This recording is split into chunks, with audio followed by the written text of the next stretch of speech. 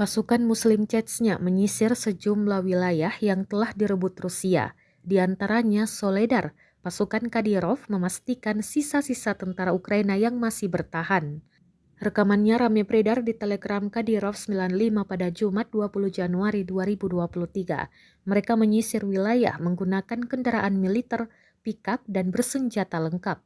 Pari tentara Ukraina juga digrebek, namun dalam rekaman tidak ditunjukkan aksi penyerangan maupun kontak tembak.